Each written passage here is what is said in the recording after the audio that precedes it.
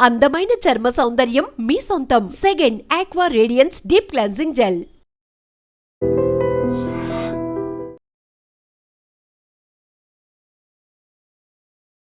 BRS MLC Kavitha ఇప్పుడు hot comments చేసినటువంటి పరిస్థితుల్లో ప్రస్తుతం మనం ఉంది కవిత గారి ఇంటి దగ్గరే మనం ఉన్నాం.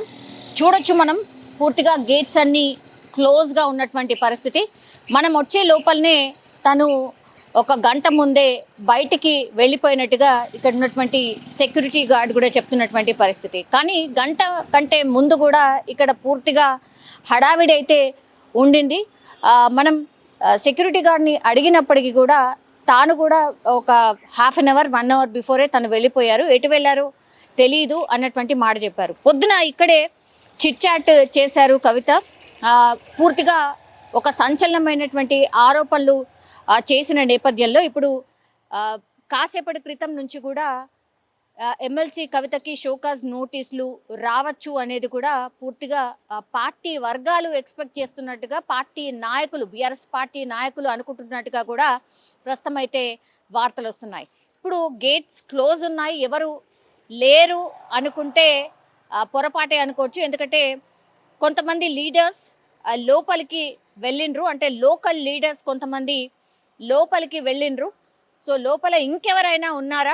మన ముందరే కొంతమంది లోకల్ లీడర్స్ కూడా లోపలికి వెళ్ళినటువంటి సిచ్యువేషన్ అయితే కనిపిస్తోంది. సో ఏదో జరుగుతోంది, ఏదో జరగబోతోంది అనేది మాత్రం స్పష్టంగా మనకైతే అర్థమవుతున్న సిచ్యువేషన్. ఆమె చేసినటువంటి కామెంట్స్ చిట్ చాట్లో చాలా విషయాలే ప్రస్తావించారు. ఫస్ట్ బేసికల్ థింగ్ ఏంటంటే తను ఒకటే చెప్పిను, నేను కాంగ్రెస్ పార్టీలకు వెళ్తున్నాను అనేటువంటి వార్త ఏదైతే ప్రసారం చేసిందో అసలు పూర్తిగా ఫేక్ వార్త. అది నా మీద గింత పెద్ద కుట్ర చేయాల్సిన అవసరమైంది, నేనెందుకు కాంగ్రెస్ పార్టీకి వెళ్తాను అనేటువంటి మాట చెప్పిండు.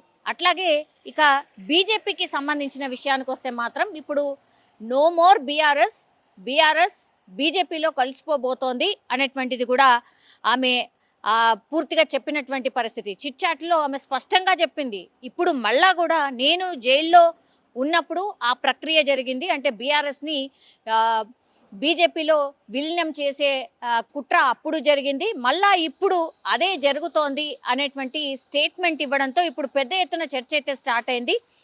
పూర్తిగా ఇప్పుడు బీఆర్ఎస్ నో మోర్ బీఆర్ఎస్, ఇక బీజేపీలో కలిసిపోబోతోందా బీఆర్ఎస్ పార్టీ అనేది కూడా పెద్ద ఎత్తున చర్చ అయితే స్టార్ట్ అయింది. అది అన్నది ఎవరో కాదు, స్వయంగా కేసీఆర్ కూతురు బీఆర్ఎస్ ఎమ్మెల్సీ కవిత అనడంతో ఇప్పుడు నిజంగానే అదేమైనా జరుగుతోందా అనేటువంటి మాట అయితే వినిపిస్తోంది. దీని మీద రాజా సింగ్ కూడా రియాక్ట్ అయినరు.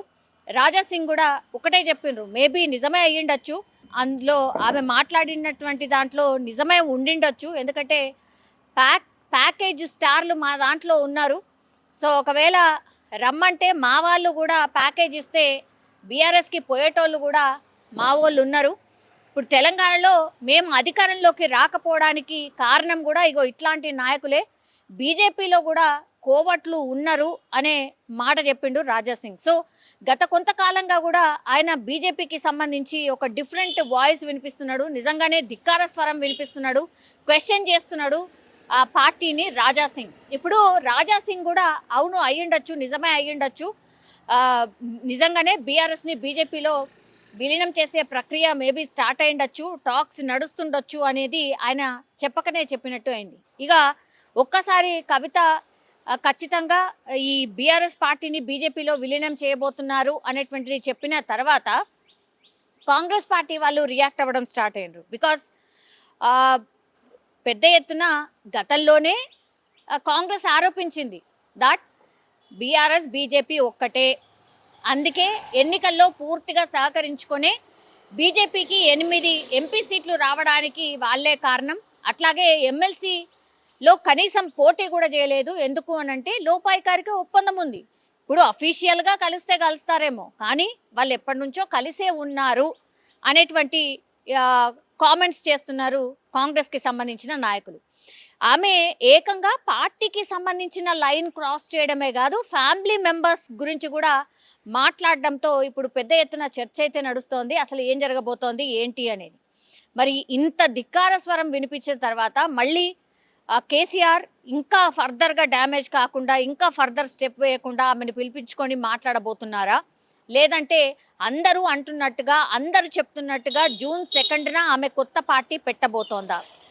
ఇది ఒక పెద్ద చర్చ అయితే నడుస్తున్న సిచ్యువేషన్ అయితే కనిపిస్తోంది. ప్రస్తుతం మనం చూడొచ్చు కవిత గారి ఇంటి దగ్గర ఏ మాత్రం హడావిడి లేదు, ఏ ఒక్క పర్సన్ కూడా మనకు బయటకైతే కనిపించట్లేదు. బట్ లోపల చాలామంది మిగతా లోకల్ లీడర్స్ ఆమె కంటిన్యూషన్గా వాళ్ళందరినీ కలుస్తూనే ఉన్నారు, పిలిపించుకొని మాట్లాడుతున్నారు, ఒపీనియన్ తెలుసుకుంటున్నారు. కాబట్టి లోపల చాలామంది లీడర్స్ మన కళ్ళ ముందటనే లోపలికి వెళ్ళిండ్రు. సో మరి కాసేపట్లోనే ఎమ్మెల్సీ కవిత ఇక్కడికి వచ్చిన తర్వాత లీడర్స్తో భేటీ కాబోతోంది అనేటువంటిది స్పష్టంగా మనకైతే అర్థమవుతుంది. సో ఏదో జరుగుతోంది అనేది మాత్రం బీఆర్ఎస్లో, అట్లాగే బీజేపీ మరి నిజంగానే బీఆర్ఎస్ని బీజేపీలో విలీనం చేసుకోబోతున్నారా? నిజంగా ఆ ప్రక్రియ జరిగితే మాత్రం ఏం జరగవచ్చు, పాలిటిక్స్ ఎట్లా టర్న్ కావచ్చు? ఇప్పుడు మూడో పార్టీ అండ్ ప్రాంతీయ పార్టీ బీఆర్ఎస్ లేకుండానే కేవలం బీజేపీ వర్సెస్ కాంగ్రెస్ ఉండబోతోందా, లేదంటే ఇంకో కొత్త పార్టీ అది ఎమ్మెల్సీ కవిత గారి పార్టీ ఏమన్నా కొత్తగా ఉండబోతోందా? ఇట్లాంటి రకరకాల చర్చలు, రకరకాల ఈక్వేషన్స్ అందరు కూడా మాట్లాడుతున్న పరిస్థితి అయితే కనిపిస్తోంది. నిజంగానే అంటే ఎవరు ఊహించలేదు ఇంత ధిక్కార స్వరం వినిపిస్తారనో, ఇంత పెద్ద ఎత్తున కవిత గారు బయటకు వచ్చి మాట్లాడతారనో ఎవరు అనుకోలేదు. ఇంకోటి కూడా ఏంటి అని అంటే ఇంకా లాభం లేదు, షోకాజ్ నోటీస్ ఇవ్వాల్సిందే. ఎందుకంటే గతంలో కూడా ఇట్లా ఈ విజయశాంతి కావచ్చు, లేదంటే ఈటెల రాజేందర్ని కావచ్చు, ఇట్లాగే పార్టీకి సంబంధించిన ధిక్కార స్వరం వినిపించారు కాబట్టి వాళ్ళ మీద వేటు వేసింది పార్టీ. షోకాజ్ నోటీసులు ఇవ్వడమే కాదు, డైరెక్ట్ వేటు వేసినటువంటి పరిస్థితి. మరి ఈసారి కూడా no more show cause notice or anything, direct ఏమైనా వేటే వేసే అవకాశం ఉందా అనేది కూడా పెద్ద ఎత్తున చర్చ అయితే నడుస్తోంది. నిజంగా ప్రస్తుతం ఉన్నటువంటి సమాజం దేనికి ప్రయారిటీ ఇస్తుంది? ఆర్థిక సంబంధాల చుట్టూ మాత్రమే తిరుగుతోంది. మళ్ళీ ఎన్నికలంగానే చాలా విరక్తి కలుగుతాను. మంచి అనిపిస్తుంది కదా, లేడీస్ కూడా ఛాలెంజింగ్ జాబ్స్ చేసినప్పుడు చాలా బాగుంటది. ట్రాఫిక్ అసిస్టెంట్స్ గా నియమించిన ట్రాన్స్జెండర్స్ అందరితో సాల్యూట్ చేయించుకుంటున్నారు. ఫుడ్ డెలివరీ ఇవ్వటానికి వెళ్ళినటువంటి డెలివరీ బాయ్ అనిల్ పై కళ్ళ ముందు పిల్లని కొట్టి